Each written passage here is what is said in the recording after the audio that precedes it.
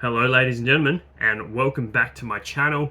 If you didn't watch my last video, my Lochiel Parkrun video, you may not be aware I'm away for work, which basically means there's going to be no parkrun video coming out this weekend or early next week because I will be working the Saturday. But in between inductions up here, I had a little bit of time, so I figured, you know, what I wanted to do is I actually did a radio interview sort of first couple of weeks of January. A lady by the name of Charlie saw my Copper Trail parkrun video, which was a Christmas Day parkrun video, reached out and said Richard Pascoe from 5AA would love to interview me, just to have a bit of a general chat about the channel. So yeah, I did that interview a couple of weeks ago now, and basically it was great to chat to Richard. I was extremely nervous. I thought it was a great opportunity, couldn't pass it up, but I was very nervous. So basically got a chance to chat to Richard and basically just talk about all things the channel, mostly about parkrun. And so I figured, while I've got nothing to do, or not too much to do, it's almost lunchtime, so I'm looking forward to that. I figured I'd upload the audio so you guys can have a bit of a listen. I can keep the content train rolling.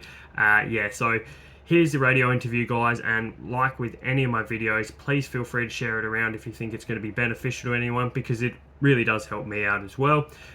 Don't forget to like the video, and if you haven't subscribed to the channel, please consider subscribing, because now there's a little bit of a challenge going that if I hit 1,000 subscribers, I'm going to do a 5k time trial in a tutu. So if you want to see that, don't forget to subscribe to my channel and get everyone you know to subscribe to my channel.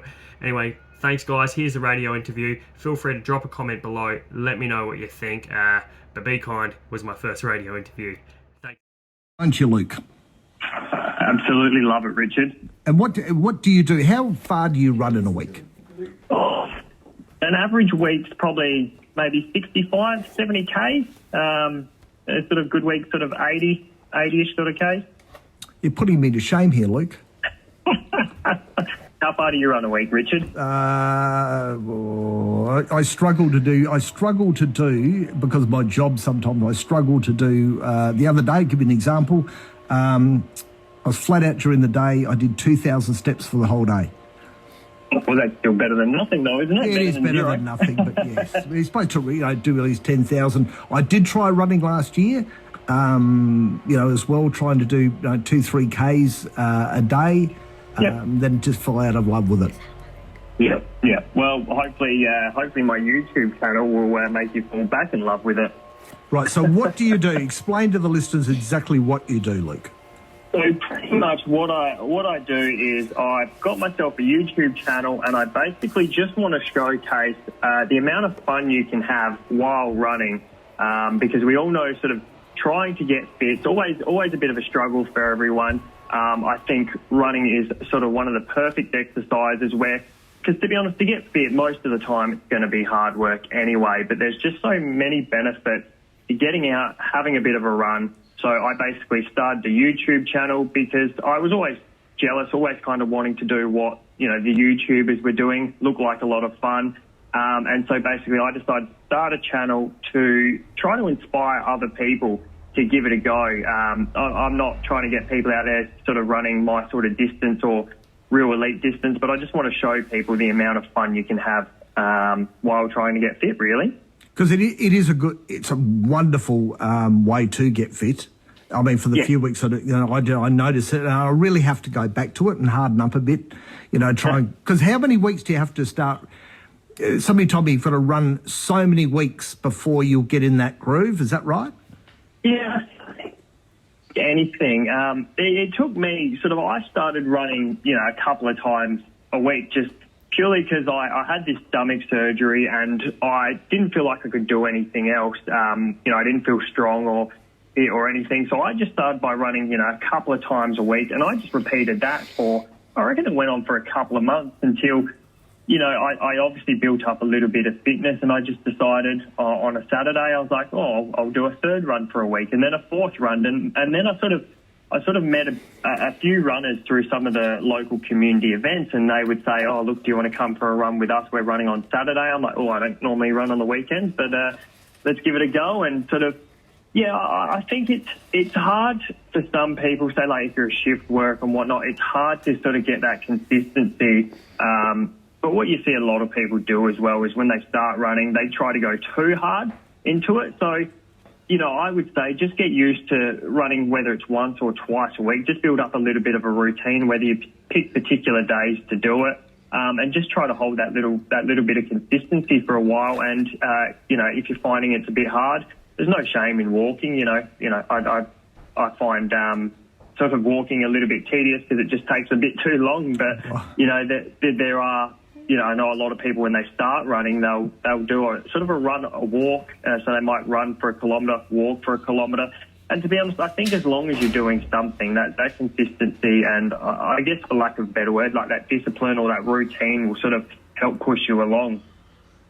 And it's always, for me, it's if I'm the bloke at the back and I'm trying to run and I think I've only ever run with people once or twice, and when I run out of puff and they keep going, I'm just not doing this anymore.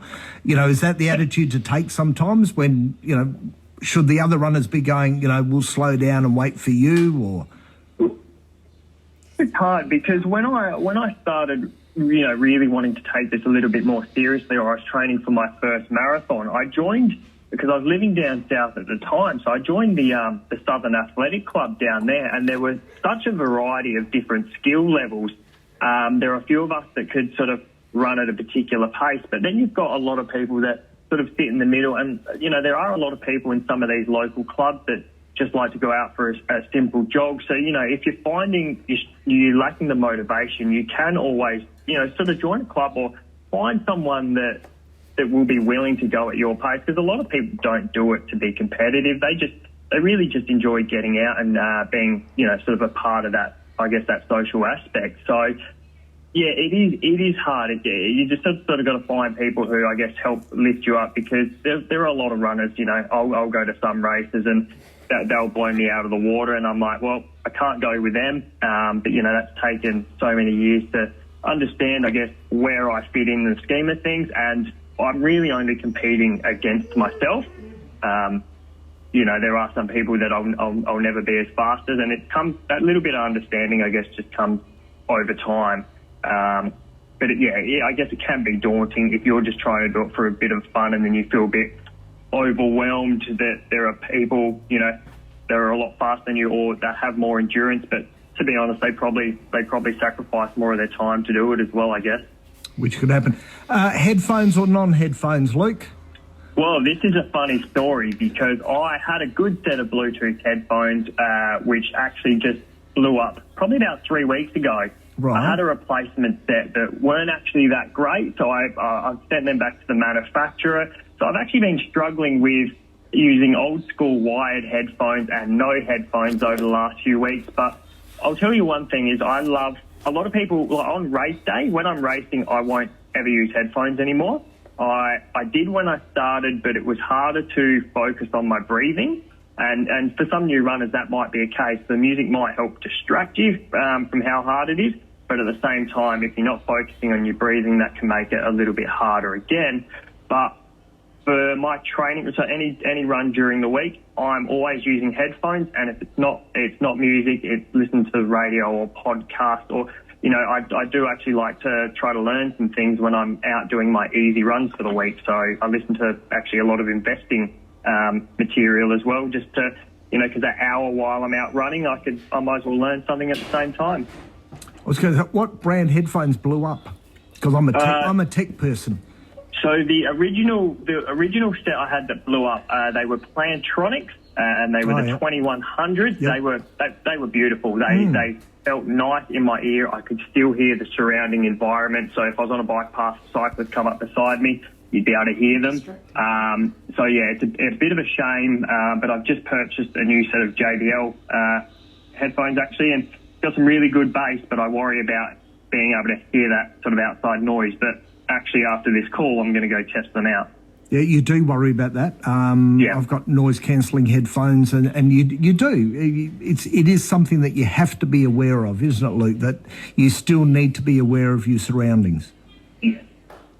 You look at, there's so many cyclists on, say, like I live near town, so I'm running along the Torrens Trail, and if I'm a little bit fatigued or I'm trying to run fast, sometimes you sort of tend to drift over to the right a little bit, and it's sometimes forget you got to stay left, because you won't then, if you don't hear someone on a bicycle come past, they're not going to be too impressed if you jump in their way. Yeah. You always get that, don't you, with some of them that go along and do that. So you've got to be safe out there and do it. So what music would you recommend? The Rocky soundtracks? I'm just one of those people where, you know, like Eye of the Tiger and things like that, I just feel like they're too overplayed, I guess. Yep.